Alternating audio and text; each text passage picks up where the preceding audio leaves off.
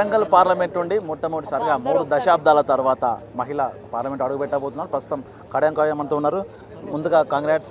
ఎట్లా అనిపించింది ఒక కౌంటింగ్ సర్లీ? మీరు ఊహించినట్టు వచ్చిందా ఫలితం?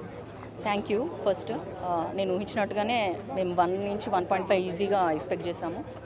అదేవిధంగా 1 lakh నుంచి ఇప్పుడు 1.5 lakhs వరకు అయితే ఖచ్చితంగా వస్తుంది. ఇంకో 1-2 rounds మిగిలినాయి.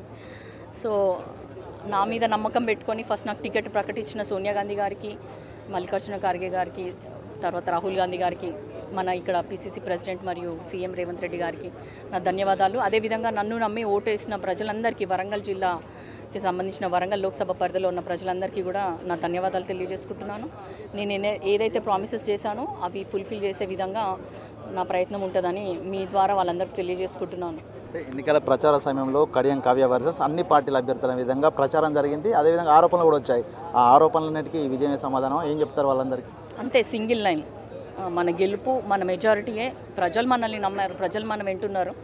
అదే వారికి సమాధానం. 4 దశాబ్దాల తర్వాత ఒక యువ మహిళగా మీరు పాలన అడుగుపెట్టబోతున్నారు. ముఖ్యంగా వరంగల్ పార్లమెంట్ సంబంధించి మీ యొక్క లక్ష్యాలు ఏంటిది? ప్రజలకు ఏం చెప్తారు ఈ యొక్క విజయాన్ని అందించిన ప్రజలకు? అదే నేను చెప్తున్నాను కదా, ఒక మహిళగా, ఒక డాక్టర్గా.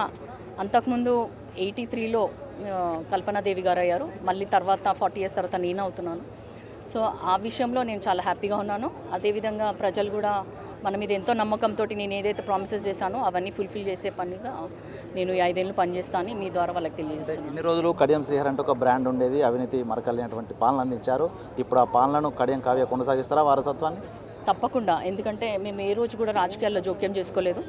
రావడం ఈ విధంగా వచ్చాను తప్ప అంతకుముందు మా నాన్నగారు మంత్రిగా ఉన్నప్పుడు కానీ ఎప్పుడు కానీ మేము ఎప్పుడు కూడా జోక్యం చేసుకోలేదు. ఆ విధంగానే రానున్న రోజులలో కూడా మా జర్నీ ఉంటుంది.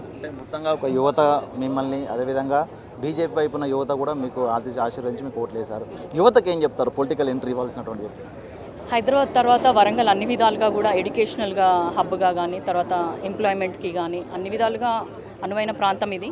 సో కొంచెం నిర్లక్ష్యానికి గురి కాబడింది కాబట్టి వారికి ఉపాధి కలిగించే దిశగానే నేను ప్రయత్నిస్తాను. కోచ్ ఫ్యాక్టరీ కానీ, ఇండస్ట్రియల్ కారిడార్ కానీ వాటన్నిటిపైన నేను పనిచేస్తాను. ఓవరాల్గా ఈ విజయం మీద మీ స్పందన ఏంటి? ఈ విజయము చాలా బాధ్యతని పెంచింది. ఖచ్చితంగా కష్టపడాల్సిందే. ఈ 5 ఏళ్ళు అందుబాటులో ఉండాలి ప్రజలకి, వాళ్ళ సమస్యలు తెలుసుకోవాలి, వాళ్ళకి ఒక భరోసా ఇవ్వాలి. నేను ఆ ప్రయత్నంగా నేను ఉంటాను. Okay, thank you madam. ఇది మొత్తంగా వరంగల్ ఎంపీ కడియం కావ్య స్పందన. ఈ 5 ఏళ్ళు కూడా ముఖ్యంగా యువతకు, వెనుకబడ్డ వర్గాలకు పనిచేస్తాం, వాళ్ళ అభివృద్ధి ధ్యేయంగా పనిచేస్తామని కూడా కడియం కావ్య చెప్తున్నారు. వీడియో జర్నలిస్ట్ సంతోష్తో వేణు బిగ్ టీవీ, వరంగల్. ఈరోజు వరంగల్ పార్లమెంట్ ఓటింగ్ మనం ఇక్కడ కౌంటింగ్ ఇక్కడ జరుగుతుంది ఎన్మాముల మార్కెట్లో. దాంట్లో ప్రస్తుతానికి 7 or 8 rounds అయినట్టున్నాయి, 9 అయినాయి. మనకి 90,000 కాంగ్రెస్ పార్టీకి, కాంగ్రెస్ అభ్యర్థిగా డాక్టర్ కడియం కావ్యకి 90,000 లీడ్ ఇచ్చారు. ఇంకో 9 rounds ఉన్నాయి. సో అదంతా అయిపోయే వరకు కూడా మనకి 1.5 కంటే ఎక్కువ మెజారిటీ మేము ఎక్స్పెక్ట్ చేస్తున్నాము.